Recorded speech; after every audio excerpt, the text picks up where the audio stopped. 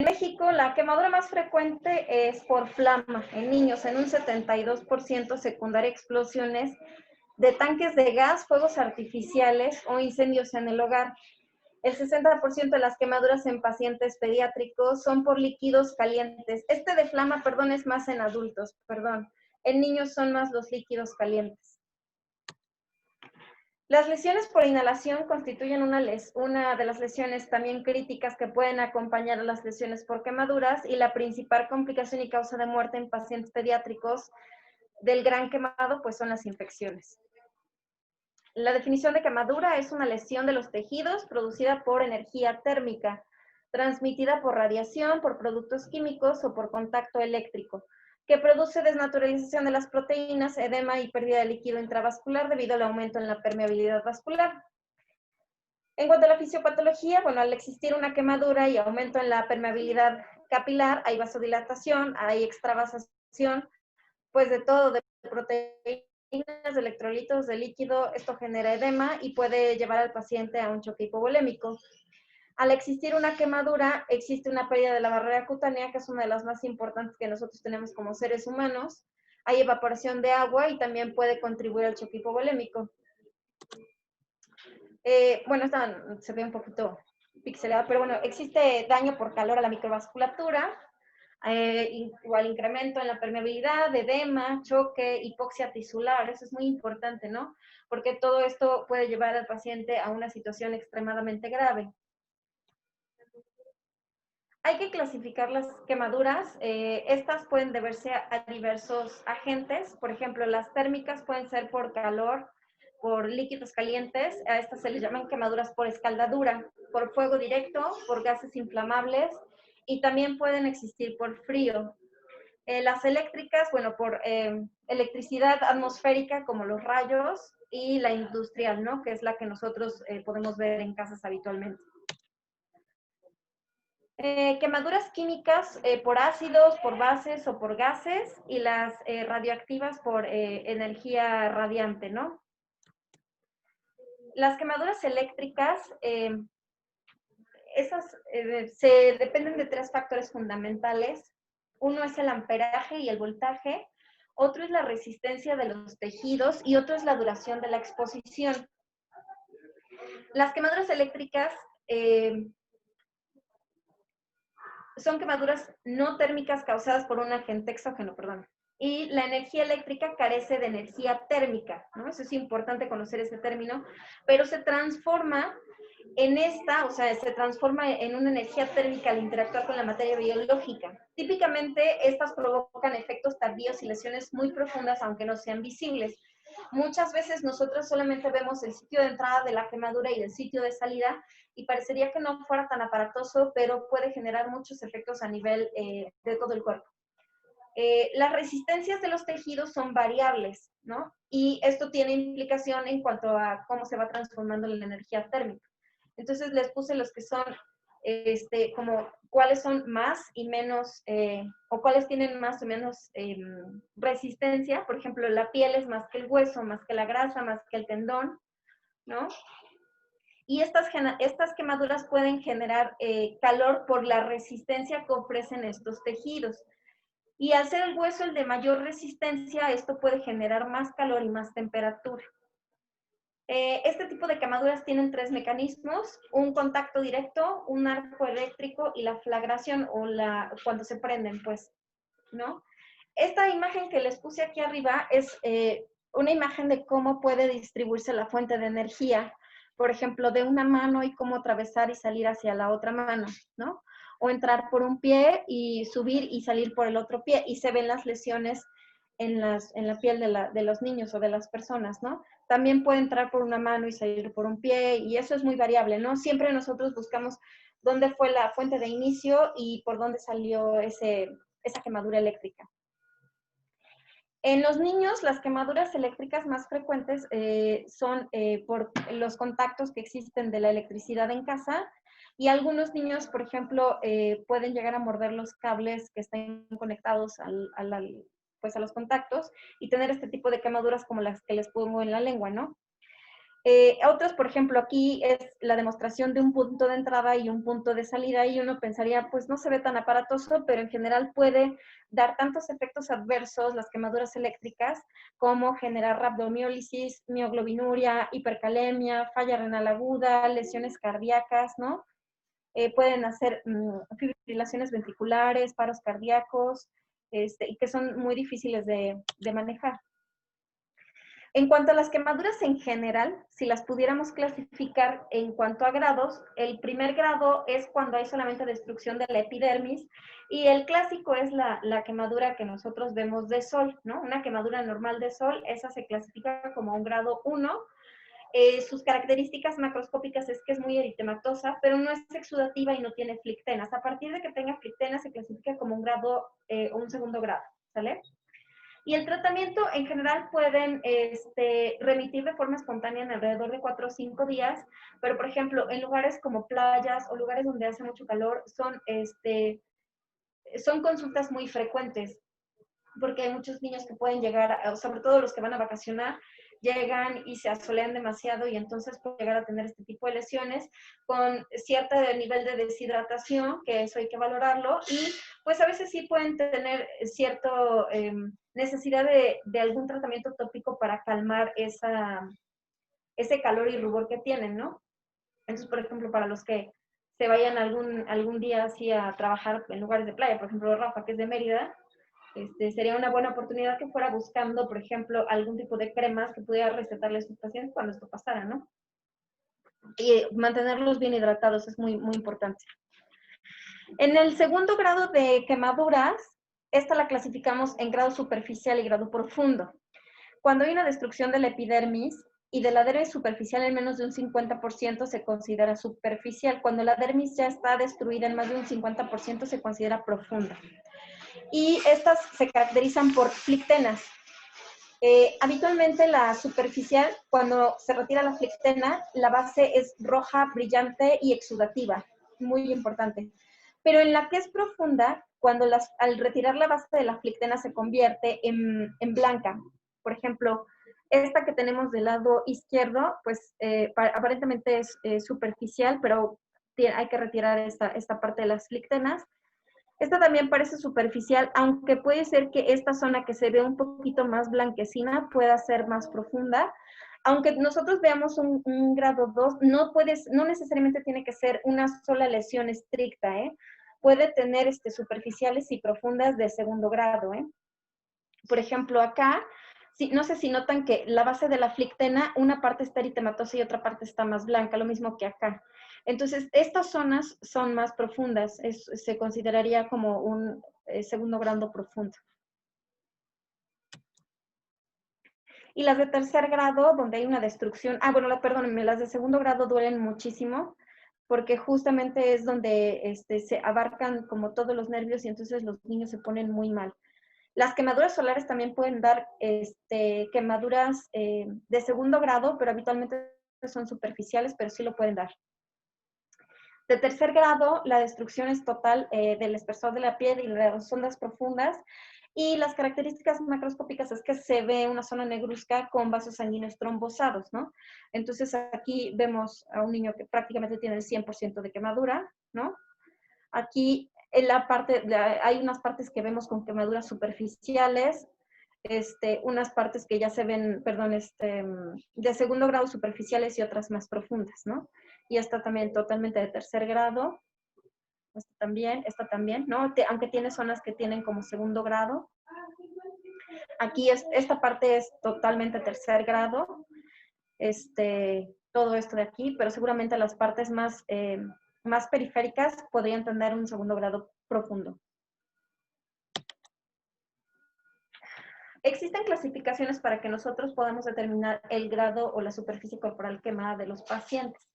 Esta es una de las clasificaciones que más se usa, de Lundin y Brauder, modificada para determinar la extensión. Desde mi punto de vista, yo considero que no tienen que aprenderse este tipo de clasificaciones, pero sí tenerlas a la mano, sobre todo si ustedes trabajan en algún centro donde se vean urgencias y donde se vean quemaduras, ¿no?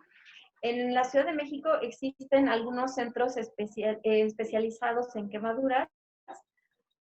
Unos son de segundo nivel y otros son de tercer nivel, pero son bastante buenos. Por ejemplo, el Hospital de Tacubaya, que es de salubridad, a mí me pareció muy bueno cómo manejan sus terapias intermedias y terapias intensivas de quemados, y ellos tampoco se aprenden estas clasificaciones. Lo que hacen es, por ejemplo, tener a la mano una hoja con el dibujo clásico del niño, y entonces lo que hacen es dibujar las zonas de extensión de la quemadura, y con base en esa hoja hacen la clasificación y la dejan ahí, porque eventualmente estos niños tienen que hacerse aseos y cubrirse, y no vamos a estar descubriendo para ver si es real o no la extensión de la quemadura, ¿no? Porque ahorita lo vamos a ver, que hay algunos apósitos que no pueden ser retirados en determinado tiempo y tienen que tener su tiempo específico en la piel para que hagan su efecto. Entonces, por eso es importante que quien ve de primer contacto a estos niños haga una buena clasificación. Por eso me parece una excelente idea eso de tener el dibujo y dibujarlo ahí para que todos podamos verlo, ¿no? Aquí, este es uno de los dibujos que se pueden encontrar, y para que ustedes vayan ahí como tachándole la extensión de la quemadura, ¿no? Estos son otros dibujos, ¿no? Está también la regla de los 9, pero habitualmente esa regla de los 9 hay que tener mucho cuidado de no aplicarlas en niños muy pequeños. El manejo del paciente pediátrico gran quemado. El gran quemado en pediatría es aquel paciente con edad pediátrica que tiene el 15% más de superficie total quemada. Algunos con más de 20%, porque eso depende un poquito de la bibliografía que se busque. En México sí se tratan los gran quemados, pero habitualmente, por ejemplo, en el centro de Tacubaya, que es un centro especializado donde se ven quemaduras y donde tienen su espacio físico ya muy bien acondicionado y tienen años manejando los pacientes, muchas veces a los niños que tienen extensiones superiores al 30% de superficie corporal quemada terminan enviándolos a Estados Unidos, porque a veces no se tiene todo el recurso para manejar este tipo de pacientes. Requieren mucho tiempo, esfuerzo, dinero, y muchos recursos que a veces no se cuentan en esas unidades, ¿no? Aquí, por ejemplo, estamos viendo un paciente que tiene quemaduras y sí notan algunas extensiones todas blancas, ¿no? Esto de una quemadura de segundo grado profundas, ¿no?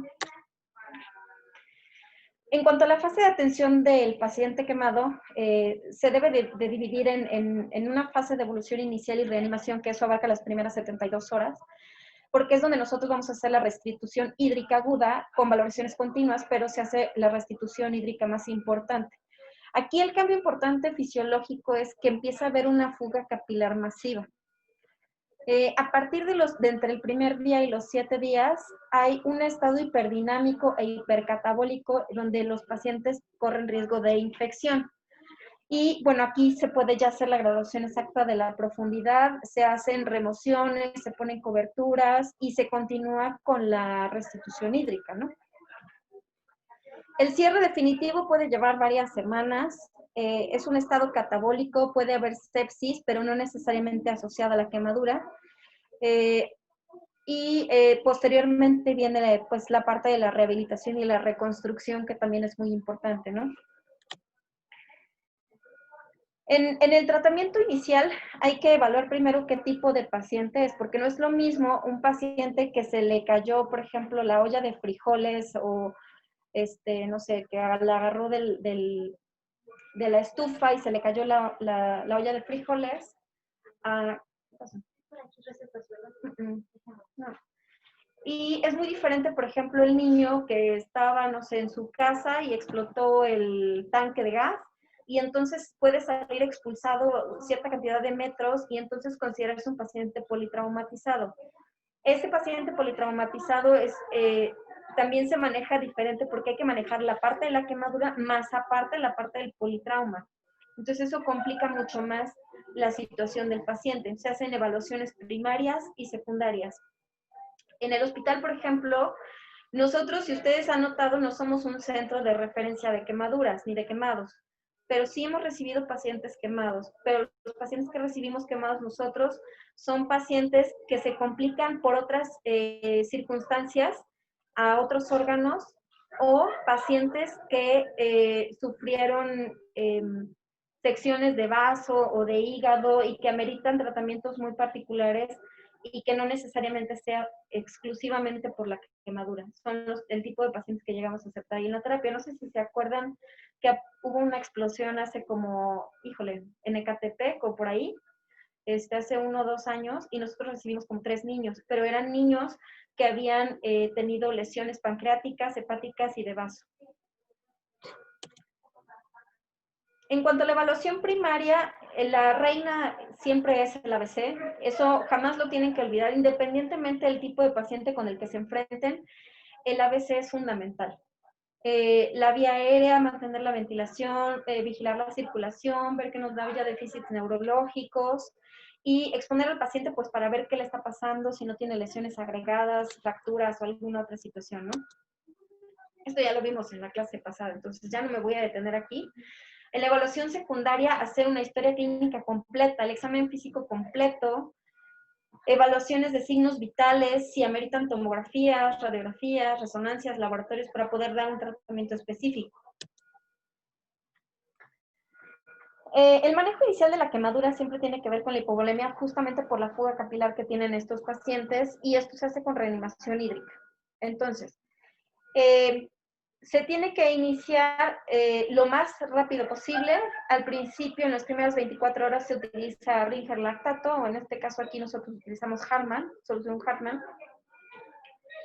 Para los niños menores de 20 kilos sí se agrega solución glucosada al 5%, y las soluciones coloides habitualmente se ponen después de 24 horas para restaurar la presión oncótica y preservar el volumen intravascular. Habitualmente no se usan en las primeras 24 horas.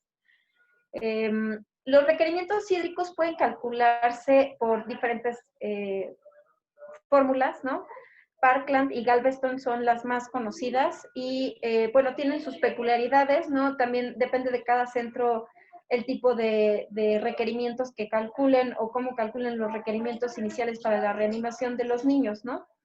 Me ha tocado muy variable. Algunos prefieren Parkland y otros Galveston. Realmente yo creo que no hay una que sea mejor que otra, pero sí hay que tener cierta precaución a la hora de calcularlo, ¿no? Entonces, se calcula, por ejemplo, Parkland de 2 a 4 mililitros por kilo de superficie corporal, por kilo por superficie corporal quemada, más aparte los líquidos basales, ¿no? Que se deberían de calcular entre 1500 y 1800, algunos calculan por Holiday Cigar, también está bien. Y Galveston calcula por metro cuadrado, 5000 mililitros por metro cuadrado por superficie corporal quemada, más 2000 mililitros por metro cuadrado de superficie corporal total, ¿no? Y aquí la situación es cómo manejar los líquidos. Hay que vigilar la uresis. La uresis es la que nos va a dar la pauta si requiere un poco más o requiere menos líquidos, ¿no? Se debe de mantener entre 1 y 1.5 mililitros kilo hora. Con que nosotros mantengamos este flujo de orina, nos vamos a mantener en buenas condiciones. Si no empieza a haber muchas más alteraciones de pérdidas electrolíticas, o que requiera más reposición, o que requiera menos reposición. Bien, ahora, por ejemplo, de lo que hemos platicado de Galveston, por ejemplo, de los 5000 mililitros por metro cuadrado por superficie corporal quemada, si lo pudiéramos dividir, por ejemplo, en ese total, no lo vamos a administrar de sopetón, ¿no? Entonces, vamos a hacer divisiones de cómo vamos a administrar los líquidos y, por ejemplo, en este caso les puse otra división acá, que esto abarca la solución glucosada del 5%. Entonces, le calculas los 5000 mililitros por metro cuadrado de superficie corporal quemada y vas a pasar la mitad en las primeras 8 horas y después en las siguientes 8 horas un cuarto del volumen total que calculaste y el otro cuarto lo vas a pasar en las siguientes 8 horas que calculaste, ¿no? Para calcularlo como de 24 horas. Y la glucosada se va a mezclar junto con esa Hartmann, igual en un volumen similar en cuanto a la mitad de eso le vas a pasar de glucosa y el cuarto y después un cuarto en las siguientes 8 horas y un cuarto en las siguientes 8 horas, ¿sale? La albúmina de preferencia no usan las primeras 12 horas o 24 horas de la quemadura porque no mejora la supervivencia y las quemaduras eléctricas, independientemente de que solo veamos entrada, salida y se vea muy poquito, se calculan como una superficie corporal quemada de un 50%. Esas sí se calculan diferente y ya no nos enfocamos solamente en ver la quemadura estrictamente hablando para hacer el cálculo. La profilaxis gastrointestinal es importante. Estos pacientes pueden hacer translocaciones bacterianas, pueden hacer hilios metabólicos o hilo intestinal, hacen úlceras por estrés. Entonces, sí es importante protegerlos con omeprazol y colocar una sonda nasogástrica de derivación. Esta sonda nos va a ayudar para que no nada más veamos qué sale y de qué características sale el contenido intestinal, sino que además podemos alimentar a los niños a través de la sonda. Parecería un poco agresivo, pero la verdad es que es bastante bueno porque estos niños habitualmente al principio no quieren comer, por obvias razones, por dolor, por malestar, por mil cosas. Entonces, al menos así aseguramos una alimentación, aseguramos un aporte calórico y, y evitamos también esta translocación bacteriana, ¿no? Se tienen que monitorizar los pacientes de forma continua, sobre todo si se consideran graves o están con una superficie corporal quemada por más del 10%. A partir del 10%, es que también depende mucho de donde lean la bibliografía. Unos dicen que el 10, otros el 15 y otros el 20, pero habitualmente a partir del 10% ya uno hace la restitución hídrica. Por abajo de ese rango no se realiza. Se tiene que evitar la hipotermia y se recomienda mantener a los pacientes en temperaturas ambientes para evitar más pérdida de calor y para disminuir también el metabolismo. Entonces, lo que marca la pauta para el manejo de la reanimación hídrica es el volumen urinario, idealmente de 1 a 1.5 mililitros kilo hora, y el uso de la sonda nasogástrica porque pueden tener hilio y posteriormente usarla para la alimentación enteral.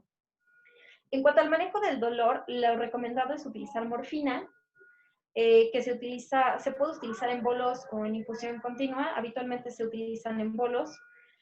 No todos los niños tienen necesariamente que estar constantemente canalizados o tener un catéter forzosamente.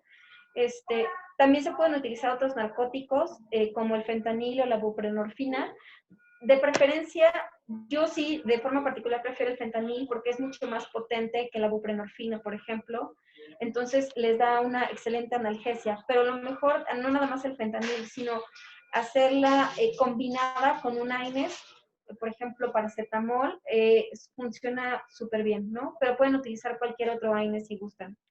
Nada más tengan cuidado porque recuerden que los pacientes que no se encuentran bien hidratados o bien sustituidos en ese sentido pueden hacer necrosis, bueno, daño renal pues por los AINES. Entonces, pero sí se utiliza y funciona bastante bien para el manejo del dolor.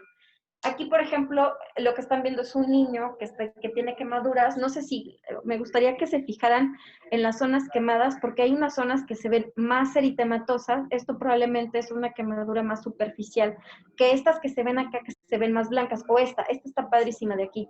Porque en esa zona blanca que ven, en donde está la flecha, no sé si lo logran distinguir, esa zona es una quemadura de segundo grado profunda. Y el resto es más superficial. No sé si lo logran distinguir. Y aquí, esta parte que se ve punteada es una de segundo grado profunda, pero tiene el puntilleo porque está también como, pueden llegar a sangrar. Cuando se hacen los baños, uno hace los lavados del paciente, se hacen, pues en algunos centros hacen con agua, jabón y le mezclan isodina y así con el objetivo de hacer el aseo completo. No necesariamente tienen que pasar a quirófano, pero por ejemplo, en centros donde están especializados para hacer este tipo de cosas, no pasan a quirófano. En centros como el nuestro, donde habitualmente no vemos este tipo de pacientes, yo considero que sí deben de pasar a quirófano para que tengan un medio mucho más controlado. Y pueda darse buena analgesia al niño, no le duela, porque tampoco tienen por qué estar gritando, ¿no? O sea, los niños no tienen por qué gritar. Se hacen los aseos y se hace hasta que empieza a verse también que puede existir cierto sangrado. Se ve bastante aparatoso, pero es necesario, los aseos no se hacen diarios, los aseos se hacen habitualmente cada tercer o cuarto día, es muy variable dependiendo de la condición del paciente y el tipo de apósitos que le coloquen, porque hay unos apósitos que requieren una estancia de aproximadamente 5 días, hay otros que requieren más y hay otros que requieren menos, entonces va a depender mucho del tipo de tratamiento que tenga el niño. Siempre, por supuesto, vigilar la vía aérea cuando nosotros administremos opioides para el dolor. Todo paciente que haya estado expuesto al fuego se debe sospechar una lesión por inhalación, sobre todo en pacientes que tengan manchada la nariz por hollín o que tengan las vellosidades de las narinas quemadas. A esos pacientes hay que hacer una sospecha de lesión por inhalación siempre. Entonces, aunque no parezca que no tenga nada, sí hay que tomarlo mucho en cuenta porque puede generar una lesión de la vía aérea muy importante, desde eritema hasta necrosis, ¿no? Las quemaduras faciales de cuello o quemaduras en cejas, los cilios nasales, depósitos de carbonáceos y cambios inflamatorios agudos en la orofaringe, esputo carbonáceo, disfonía o alteraciones en el estado de conciencia, hay que pensar en una lesión por inhalación y hay que medir niveles de carboximoglobina. Por ejemplo, en el hospital nuestros gasómetros no lo miden, pero ya en muchos lugares los gasómetros ya lo incluyen dentro de su estudio de gasometría. Entonces, nosotros habitualmente no lo utilizamos, no lo vemos, entonces no lo tenemos, pero en otros centros, incluso donde tengan urgencias generales, sí lo llegan a tener en la gasometría. Diagnóstico y tratamiento de la quemadura de la vía aérea, pues hay que ver cómo está la vía aérea, ¿no? Si el paciente se encuentra respirando tranquilo y normal, pues se le acerca el oxígeno y se le tiene que dejar con el oxígeno hasta que haya una mejoría, pero si no hay mejoría, definitivamente probablemente se tengan que intubar. El manejo de la intoxicación por monóxido de carbono, bueno, aquí les puse nada más los criterios hospitalarios.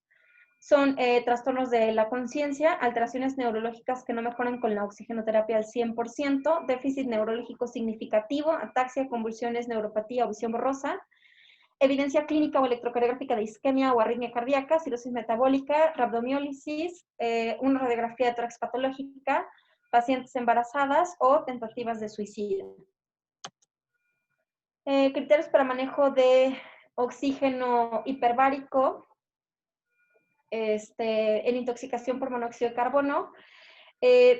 Bueno, aquí es muy importante que se atiendan en las primeras horas posteriores a la intoxicación aguda. En los trastornos neurológicos puede haber pérdida transitoria y prolongada de la conciencia, puede haber convulsiones o datos focales de alteraciones al sistema nervioso central. Siempre hay que hacer exploraciones cardiovasculares o neurológicas, ¿no? Hay que vigilar las acidosis porque hacen acidosis muy severas. Por ejemplo, en niños mayores, pues hay que estar midiendo los niveles de carboximoglobina constantemente. En cuanto al control metabólico de los niños, hay que tomar en cuenta que estos pacientes tienen una respuesta hipermetabólica con un aumento del consumo energético en reposo. Hay mayor gluconeogénesis, resistencia a la insulina y mayor catabolismo proteico. Entonces es importante que mantengamos un estricto control glucémico, que mantengamos glucosas entre 80 y 110 miligramos por decilitro, ¿no? Porque, por ejemplo, glucosas mayores de 180 miligramos por decilitro se consideran factores inotrópicos negativos. Entonces, esto en un paciente que ya de por sí puede llegar chocado y además le estamos sumando alteraciones en la glucemia que nos genera mucho más daño a nivel cardíaco, eso no es bueno, ¿no? Si existen hiperglucemias, hay que tratar con insulina. Nutriciones enterales tempranas, entre 6 y 8 horas, para eso es muy importante la sonda y evitar atrofias intestinales, ¿no? Para el manejo por cirugía plástica, habitualmente ellos son como los expertos en hacer las escarectomías, ¿no? Hay que colocar coberturas cutáneas tempranas porque eso minimiza las complicaciones sistémicas, mejora la supervivencia y se pueden optimizar los resultados funcionales y estéticos. Entonces, por ejemplo, un paciente que llega a una unidad de urgencias, se explora y se hace el aseo, se clasifica y se tiene que cubrir. En cuanto a las coberturas cutáneas, pues hay muchas. Hay autoinjertos de piel, hay de pieles de cadáver, hay pieles de cerdo, hay cultivos de queratinocitos, hay coberturas sintéticas y coberturas biológicas. Entonces, esto va a depender mucho del paciente. Aquí yo les traje algunos ejemplos. La sulfadiazina de plata es una cobertura que podemos utilizar y que se usa mucho en los niños.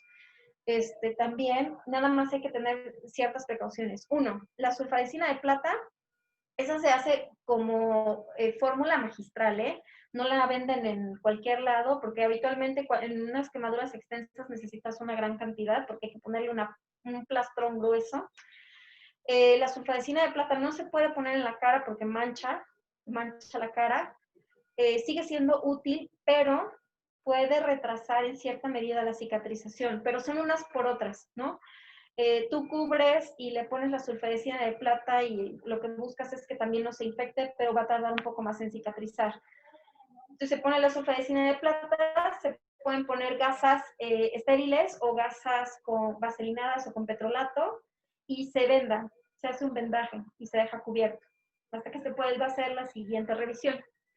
Existen apósitos de plata nanocristalizada, que son estos que les presento acá, esta es una marca, se llama Epifast, es una de las más conocidas.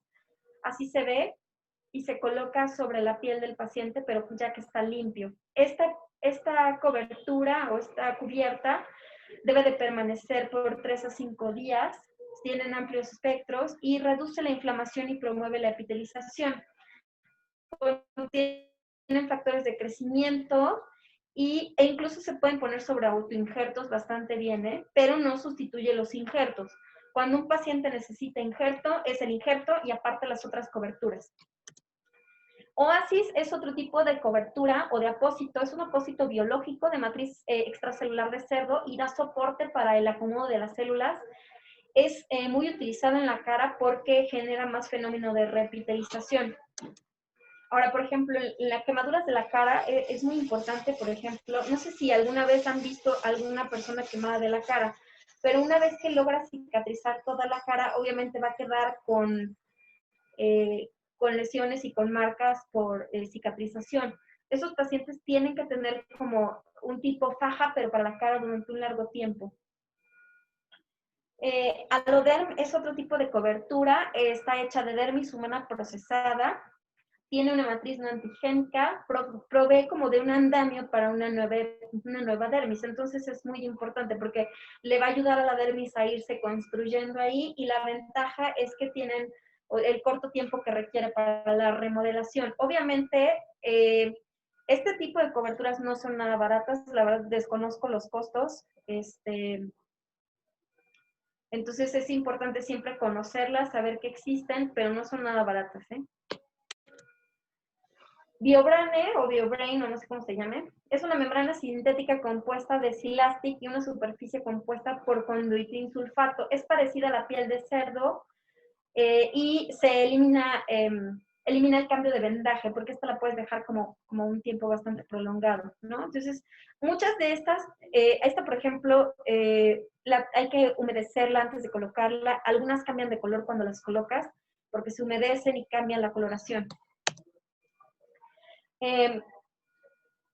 Aquí, este es un ejemplo de cómo se hacen los autoinjertos, ¿no? Entonces, se toman de extensiones de piel que sean como fáciles de tomar relativamente, ¿no? Y que no estén quemadas estas zonas, ¿no? Puede ser de la región glútea, de la región femoral, la parte posterior, ¿no? Y entonces, por ejemplo, este es un dermotomo, este es otro tipo de dermotomo, entonces va pasando, no sé cómo ponérselos, como cuando como cuando les cortan el pelo a las ovejitas, no sé si lo han visto, y entonces se va pasando, se va cortando, se corta cierta extensión, y luego lo que se hace con la piel es prepararla. Se le empiezan a hacer orificios, y de tal modo que queda como una malla, y esa se puede extender y abarcar una superficie mucho más grande. El objetivo de que queden esos agujeritos es primero que la superficie del autoinjerto sea más grande, que la puedas extender mejor, Y no necesariamente todo tiene que quedar ahí, sino ahí mismo van a ir tejiendo más piel y se va a generar más piel. Entonces, esa es la parte que ayuda. Se tiene que hacer suturas entre autoinjertos, o ya sea piel sana con el autoinjerto o entre autoinjertos, y ya se queda ahí y se cubre también con apósitos, ¿sale? No se queda así. Este es un sistema biocomputarizado para generar autoinjertos en pacientes con quemaduras externas, ¿no? Y pues se toma y se coloca, entonces también igual se tiene que suturar, ¿no? Pero la verdad es que, bueno, a mí me resulta bastante interesante. A mí me tocó rotar en el hospital de Tacubaya 2 veces. La primera vez roté cuando yo era R4 de pediatría y la segunda vez cuando yo era no me acuerdo si R5 o R6 de terapia. Y la verdad, como roté 2 veces, yo incluso llegué a meterme al quirófano para ver estos injertos o cómo los tomaban, cómo los colocaban, cómo se los hacían. Me metía con la cirujana plástica y me pareció muy interesante todo el trabajo que hacen porque yo no me hubiera imaginado jamás cómo los colocaban si no lo hubiera visto. Aunque lo leas, a veces no es lo mismo que cuando ya lo estás viendo, viviendo y colocan y abren y, ¿no? Hasta la cirujana plástica hasta me dejó ahí trabajar en un niño. La verdad es que a mí me gustó muchísimo. Hay otra parte muy importante dentro de las quemaduras, por ejemplo, que hay niños que pueden sufrir síndromes comportamentales en las extremidades. Este tipo de pacientes hay que tenerles cuidado porque si no lo manejamos a tiempo, estos pacientes pueden llegar a perder las extremidades, ¿sale? Entonces, por ejemplo, aquí les puse un ejemplo de un paciente que vamos a suponer que aquí está muy quemado y entonces empieza con una inflamación tan importante que eso ya no permite una adecuada irrigación en las extremidades. Entonces se tiene que liberar las fascias a través de una dermofasciotomía. Entonces se hace una incisión, se profundiza y se libera.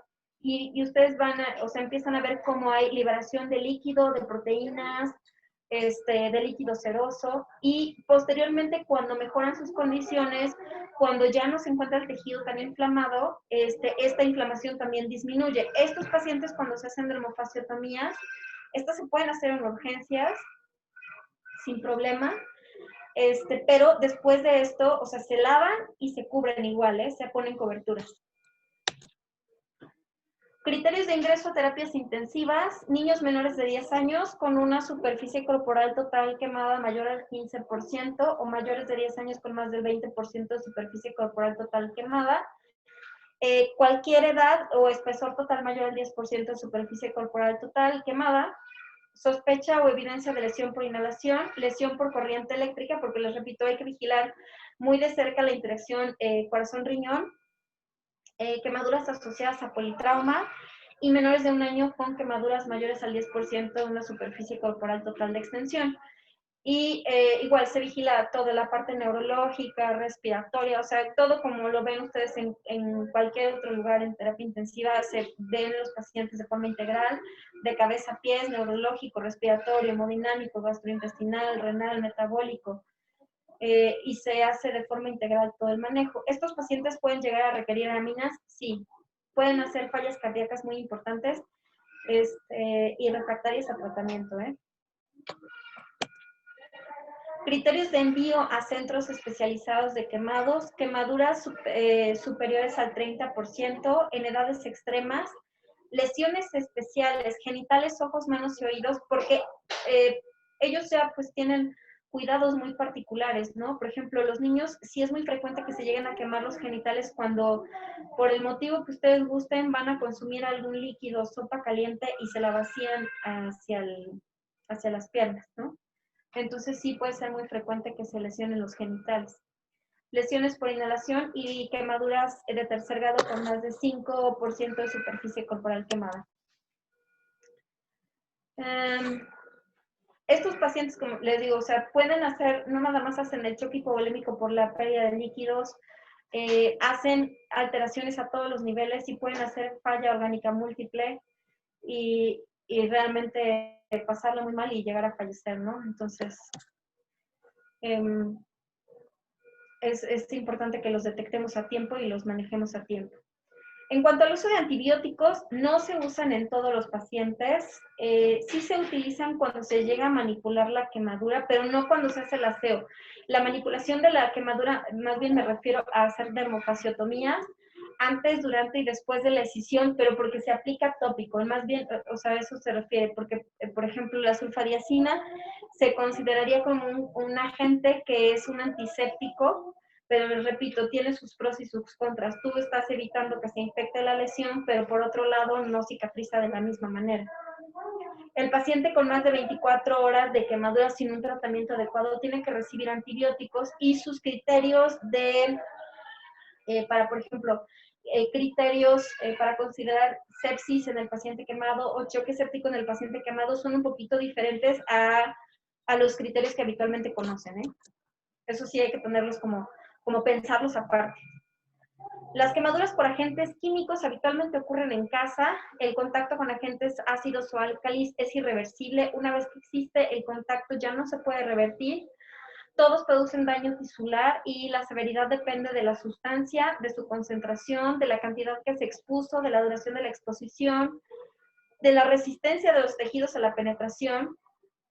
Eso es muy importante, por ejemplo, hay que hacer una distinción de dos tipos de quemados en este aspecto, porque uno es el paciente quemado que se quema por agentes químicos en domicilio y otro que es habitualmente adulto, que trabaja en algún tipo de planta y ocurrió un accidente en la planta. Ese es muy importante porque, por ejemplo, esos pacientes llegan habitualmente vestidos con su ropa de trabajo, con ropa de protección, y entonces hay que retirar esa ropa. Eso es lo importantísimo, quitarles toda la, o sea, primero el personal que lo atiende se tiene que proteger, retirar la ropa de la persona que se accidenta y dar lavados continuos para tratar de remover todo, pero hay que tener precauciones porque algunos de estos agentes químicos pueden generar gases e intoxicar a las mismas personas que lo están manejando. Por eso las personas que los manejan tienen que tener protección de vía aérea, de los ojos y del cuerpo. No pueden andar así como pues uno anda con su quirúrgico que trajo de la casa, no. Tienen que tener protección especial para no exponerse, ¿no? El agente corrosivo más agresivo que existe es el ácido fluorhídrico y se encuentra en algunos abrillantadores de pisos. Las lesiones por cáusticos, esas son aparte, igual son lesiones químicas, deben de clasificarse, tienen muchas complicaciones a largo plazo, son pacientes que pueden hacer hemorragias, perforaciones, quedar con el esófago estenosado, que requieren dilataciones, que pueden perforarse y no nada más se llegan a perforar posterior a la quemadura, sino que a pesar de que hayan pasado años, pueden llegar a perforarse cuando les hacen las dilataciones por endoscopía. Entonces, es muy importante, sobre todo en los niños, que es de las cosas como más frecuentes que vemos, ¿no? Y bueno, como la ocasión anterior, ya saben que a mí me gusta mucho hablar de la prevención de accidentes, porque creo que es importantísimo que nosotros como pediatras les brindemos a las mamás también educación con respecto a la prevención de accidentes. Entonces, siempre guardar los productos de limpieza fuera del alcance de los niños, todos son tóxicos y los niños pueden ingerirlos porque no saben qué son. Entonces, si están, estos productos idealmente deben estar guardados en alto, pero si por algún motivo tienen que guardarse en bajo, tiene que colocarse alguna protección. Obviamente este tipo de protecciones que ya nosotros vemos incluso en el supermercado, la verdad es que son muy fáciles de conseguir, son baratas, son seguras. Entonces, hay que buscarlas, ¿no? Evitar que jueguen con los enchufes, con las llaves de gas, con el agua caliente, porque pueden quemarse. Por ejemplo, en la cocina, ¿no? Siempre, por ejemplo, los mangos de los sartenes no deben de dar hacia afuera de la estufa, deben de dar hacia adentro de la estufa para evitar que por algún descuido el niño se acerque a la estufa, no a la hora de estirar el brazo se caiga el sartén o la olla, ¿no? Hay que tomar en cuenta, por ejemplo, en México existen muchos pueblos que cocinan en bajo, que cavan un agujero, ponen unos ladrillos, ponen su fuego y ahí se ponen a cocinar. Entonces, esos pacientes tienen altísimo riesgo de quemarse por escaldadura y por fuego directo, ¿no? Las estufas más modernas que son eléctricas, hay que tenerles mucho cuidado porque a veces no se ve que están prendidas y el niño puede acercarse y quemarse, ¿no? Por supuesto, no hay que dejar al alcance los niños cerillos o encendedores. no hay que dejar la plancha caliente a su alcance, ni las bebidas, ni las comidas calientes. Los manteles yo creo que deberían de estar prohibidos en el mundo, porque justamente los niños, por ejemplo, cuando ven un mantel, a veces se emocionan, no quieren ver qué hay, y entonces a la hora de intentar trepar es cuando se lo pueden traer. No uso de manteles, usar protecciones en la estufa. Estas son protecciones de estufa. Estas también las venden, por ejemplo, en Liverpool, o las pueden conseguir en Amazon, y son unas llaves especiales, tú la colocas y el niño no la puede girar. La única manera de girarla es apretando un botón como hacia arriba para poder girar todo el botón de adentro, pero está complicado, está un poquito duro. No hay que permitir que los niños jueguen en la cocina, que estén sin supervisión, ¿no? Hay que colocar rejas o puertas de protección en la entrada de las cocinas. No dejar los sartenes hacia afuera, siempre hacia adentro. Y el baño de los niños. Muchos niños se queman en las tinas. Entonces, para evitar las quemaduras en las tinas por escaldadura, siempre es importante que primero los papás tengan toda la mano para bañar al niño, introducir el codo antes de meter al niño. Incluso aunque tú digas, ya probé el agua, no importa. Aun cuando ya tengas al hijo cargando, primero metes el codo y luego metes el resto del cuerpo del niño. Tiene que ser una temperatura que uno tolere.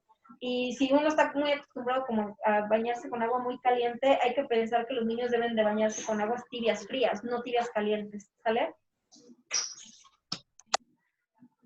Formas en las que un niño puede tener una quemadura eléctrica, así, ¿no? O sea, primero por mordedura de los cables. Los cables no deben de permanecer pegados a los enchufes. Los niños no deben de tener a su alcance tijeras o algo. Y existen ya protecciones para los enchufes y también son difíciles de retirar. Entonces, no crean que es tan fácil quitar una protección de estos del alcance de un niño. Resulta complicado, ¿no? Hay que tener mucho cuidado con los cables que no tengan seguridad o que estén como peladitos, así como decimos nosotros, ¿no? Y pues los niños no tienen nada que hacer en las azoteas. Parecería muy extraño, pero se los juro que ya he visto al menos unos 5 niños electrocutados por subirse a la azotea, porque se ponen a jugar en la azotea con no sé, espadas me tocó uno que estaba jugando a espadazos con una escoba en la azotea de su casa, y entonces, sin querer a la hora de echar el palo como para atrás, le dio un cable y el niño salió volando de la azotea y cayó. Obviamente fue un politrauma, más la quemadura eléctrica, más, ¿no? Entonces, resulta en riesgos muy grandes e innecesarios, ¿no? Igual una vez me tocó un adolescente que una vez estaba como pintando un letrero, ¿no? Le pagaron por pintar un letrero y no se fijó y a la hora que movió el rodillo, pegó contra un cable de alta tensión, ¿no? Hay que tener mucho cuidado con las familias que utilizan resistencias para calentar agua. Las resistencias, no sé si alguna vez las han visto, pero se ponen rojas brillantes cuando empiezan a calentar el agua. Entonces, hay niños que les llama la atención si no los tenemos bien vigilados.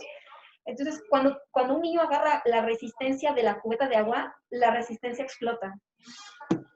Entonces van a tener quemadura obviamente eléctrica, ¿no? Más la descaldadura, más la explosión porque puede explotar hacia la cara, porque habitualmente se acercan mucho. Entonces, este es un tipo de quemadura por resistencias de agua, ¿no? Quemadura por mordedura de cables también. Bueno, espero que les ayude en algo. Esta clase, digo, no todo es terapia intensiva, también hay que ayudar a las mamás a prevenir accidentes, ¿no? A veces, por ejemplo, muchos papás no logran ver que sus mismos hogares pueden resultar sumamente peligrosos para los niños y ese también forma parte de nuestro trabajo, ¿no? No sé si tengan alguna duda. Doctor. ¿No? Doctora. Mande.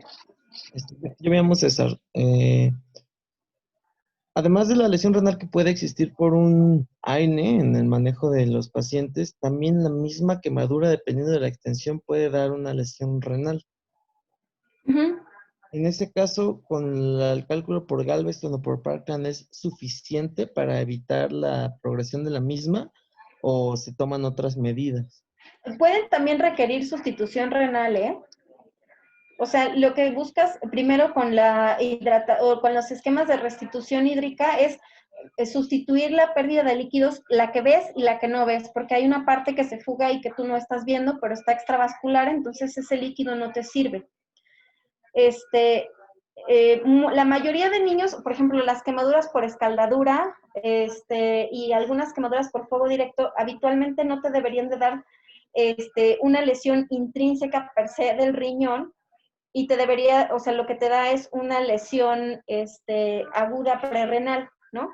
Pero, por ejemplo, en el caso de las quemaduras eléctricas que pueda hacer rhabdomiólisis, esa sí es una quemadura que genera lesión renal. Entonces, habitualmente es suficiente con la restitución hídrica, pero si tú requieres más, le puedes dar más, y si tú requieres sustitución renal, se puede ofrecer también. Eso ya también es como ya cosas muy peculiares, ¿no? Ya de terapia intensiva, pero sí se puede. Ok, gracias.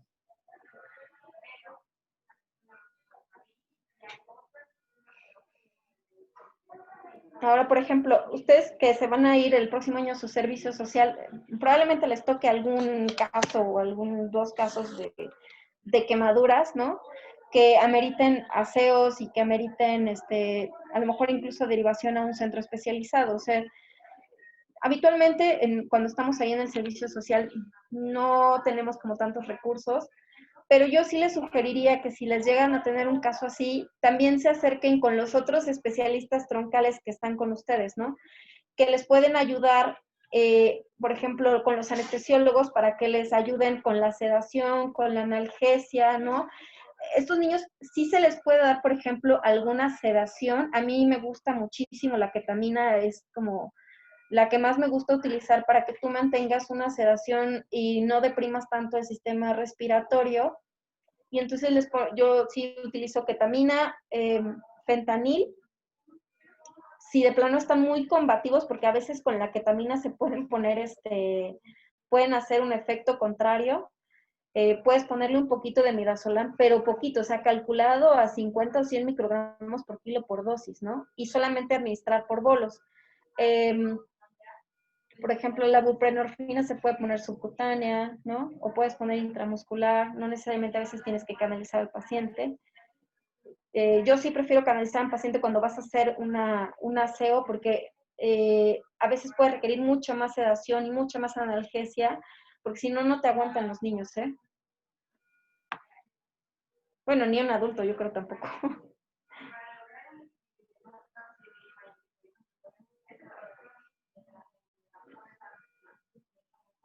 Doctora, y con respecto a los parches que comentaba en el hospital, ¿cuáles tenemos? Ninguno, jaja. Epifast a veces los tiene cirugía plástica, pero solamente a través de ellos los podemos conseguir. Pero nada más Epifast, y son súper contaditos. Es que como casi no tenemos pacientes, no lo vemos muy frecuente. A veces los vemos en otro tipo de pacientes, como en necrosis, esas necrosis epidérmicas muy extensas. Podemos utilizarlos, pero es a través de cirugía plástica. Ellos nos proporcionan los apósitos, hacen los aseos, no los hacemos nosotros, y se trasladan a quirófano, ¿no? Y ahí en el hospital, yo por ejemplo nunca he visto un autoinjerto. Pero en Gracias, Doc. otras unidades sí, ¿no? En unidades de quemados sí. Y ya también digo, tampoco es como hace algunos años, ¿no? Por ejemplo, no sé si saben que hay un curso específicamente del paciente quemado que se llama BLS, que es como el PALS, pero de quemados, ¿no? Y la B es por el burn. Y no muchos centros lo tienen. Aquí la verdad es que yo nunca he visto que alguien lo pueda hacer, la verdad es que yo desconozco. Y el paciente crítico quemado pediátrico ya desde hace aproximadamente no recuerdo si es 1 o 2 años, ya existe como una alta especialidad de la medicina crítica pediátrica, ¿eh? Ya no es nada más así, ya puede uno hacer una alta especialidad de eso.